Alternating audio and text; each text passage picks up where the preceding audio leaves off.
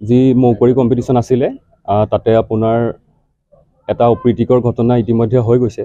আৰু যেহেতু মই সম্পাদকৰ দায়িত্বত আছোঁ গতিকে আপোনালোক সকলোকে জনাব বিচাৰোঁ যে যোৱাকালি আমাৰ যি মৌকৰি কম্পিটিশ্যন আছিলে তাৰে মৌকৰি কম্পিটিশ্যনৰ প্ৰতিযোগীৰ সংখ্যা কম হোৱাৰ বাবে আমাৰ অলপ সময় কাৰণে মানে বিৰতি এটা ৰখা হৈছিলে যাতে আৰু 2-3 জেগাত বিশ্বনাথ চাৰিআলিৰ অনুষ্ঠান আছিলে যে তাৰ পৰা মৌকৰিসকল আহি পেলাই আমাৰ ইয়াত অনুষ্ঠান পৰিৱেশন কৰিব মানে প্ৰতিযোগিতাত অংশগ্ৰহণ কৰিব তাৰপিছত সেই মাজতে তেওঁলোকে মানে আমি বিচাৰকৰ পৰামৰ্শ লৈ পেলাই আমি এটা কাম কৰিলোঁ কি যে তেওঁলোক আহি পোৱাৰ সময়খিনিত আমি এটা বিৰতি ৰাখিলোঁ আৰু ৰখাৰ কাৰণে সেই জাজ আমাৰ যিকেইজন বিচাৰক আছিলে তেওঁলোকক লৈ পেলাই আমি অকণমান জলপানৰ ব্যৱস্থা কৰিছিলোঁ তেওঁলোকক আমি খুৱাবলৈ লৈ গ'লোঁ আৰু তাৰ পাছতেই ইয়াৰে আমাৰ এজন স্থানীয় শিল্পী আছিলে ফলফলিৰ নিবাসী তেওঁ নিজৰ গীতৰ শৰাই আগবঢ়াম বুলি ক'লে যে আজৰি সময় যিহেতু গতিকে আমি এটা নিজৰ গীতৰ অনুষ্ঠান ইয়াতে আগবঢ়াওঁ আৰু তেওঁ সেইমতে তেওঁ নিজৰ গীতৰ অনুষ্ঠান আগবঢ়ালে ট্ৰেকত নিজৰ গান লগাই ল'লে তেনেকুৱাতে কি হ'ল তেওঁলোকে এটা 50জনীয়া এটা গ্ৰুপত আৰু বাকী মই সম্পাদক হিচাপে বিচাৰকসকল যি ইয়াত তেওঁলোকে যি বিচাৰকৰ দায়িত্বত আছিলে তেওঁলোকক লৈ পেলাই আমি জলপান খুৱাবলৈ লৈ গ'লোঁ এই ছিংগাৰজনে গাই থকাৰ সময়তে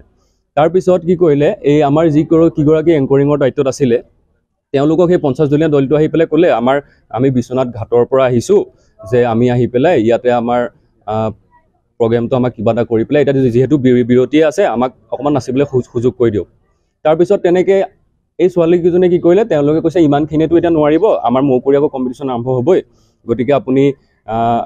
এজন বা দুজনে বা তিনিজনে পাৰিব তাৰপিছত তেওঁলোকৰ নামসমূহ দিলে কিন্তু এতিয়া কথাটো হ'ল কি আমি তেতিয়ালৈ গম পোৱা নাছিলোঁ যে তেওঁ কি গানত নাচিব বা তেওঁ কি গানত ডান্স কৰিব আমি গম পোৱা নাছিলোঁ আৰু তেওঁলোকে আমাক ভুল এটা কথাই কৈ পেলাই মানে তেওঁলোক বিশ্বনাথ ঘাটৰ হৈ পেলাই বিশ্বনাথ ঘাটৰ লগত নামটো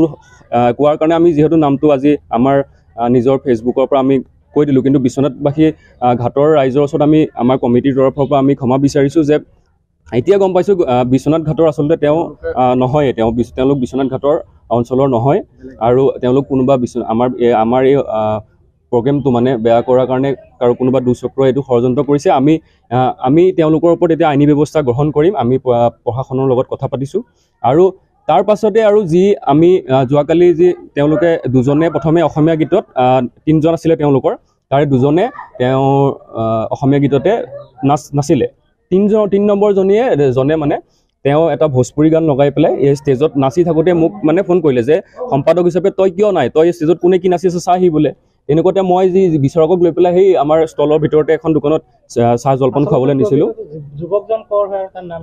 তেওঁৰ নাম আছিলে ইনামুল মণ্ডল তেওঁৰ আচলতে তেওঁ এতিয়া ক'ৰ হয় আমি আচলতে আমি গমেই পোৱা নাই কিন্তু আমি এতিয়া খবৰ বিশ্বনাথ ঘাটৰ ৰাইজৰ খবৰ লৈ পেলাই আমি গম পাইছোঁ যে কি তেওঁ বিশ্বনাথ ঘাটৰ নহয়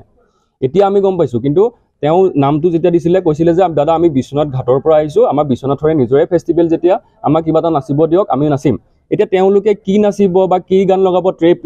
ট্ৰেকটোত আমি খালি সেইটো আমি আমাৰ ফালৰ পৰা গমেই নাপালোঁ মানে আমি একদমেই গম নাপালোঁ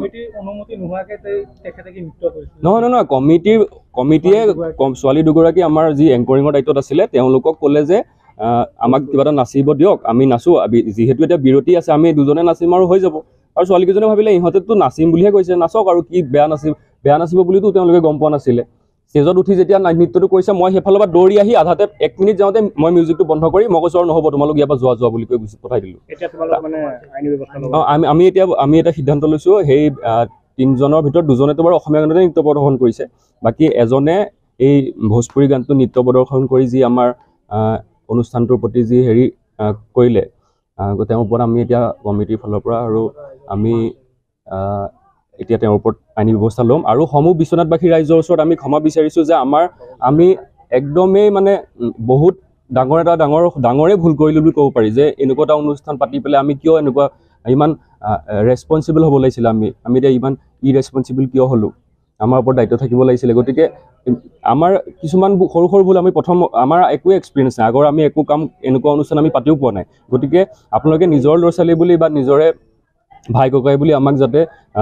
অনুষ্ঠানটোত সহায় সহযোগিতা আগবঢ়ায় এইকেইদিন আৰু আমাৰ 3 দিন প্ৰগ্ৰেম আছে 4 দিনৰ প্ৰগ্ৰেম আছে আজি আছে আমাৰ